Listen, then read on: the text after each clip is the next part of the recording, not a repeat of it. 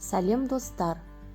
Бүгін біз ішіне сыр салынған өте дәмді таңғы асқа дайындалатын тоқаштар дайындаймыз. Түрік халқының погача деген тағамы. Видеоны міндетті түрде соңына дейін көріңіздер.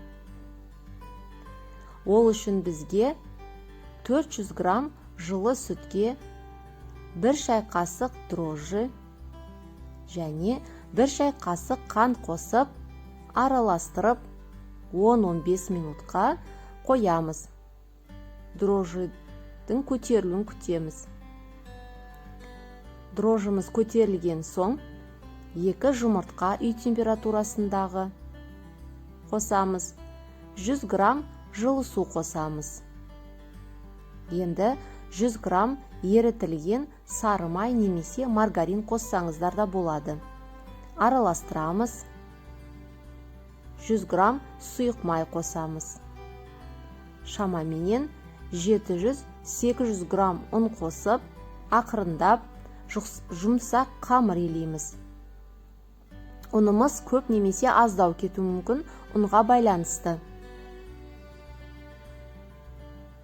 1-1,5 сағатқа жылы жерге қамырымызды қоямыз. Қамыр көтерілген соң бөлшектерге бөліп аламыз.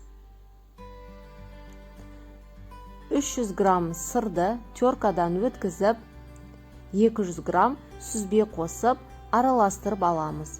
Бұл тоқаштарымыздың салмасы. Әр бөлшегімізді қолменен жайып аламыз, видеода көрсетілгендей. Ішіне салмасын салып, тоқаштарды түйеміз. Осылай барлық қамырды дайындап аламыз. Тоқаштарымызды түйіп аламыз.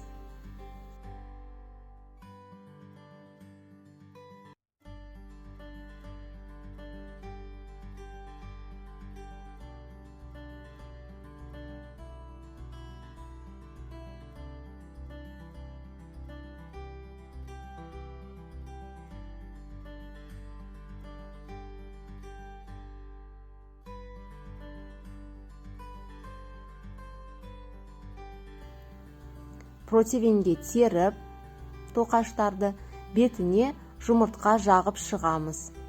Күнжіт болса, күнжіт себеміз.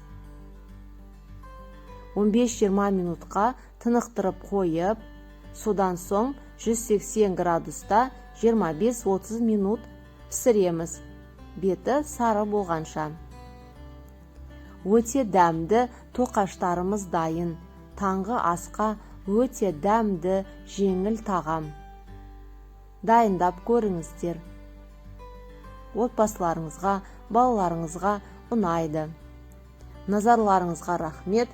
Каналға жазылып, лайк басуды ұмытпаймыз.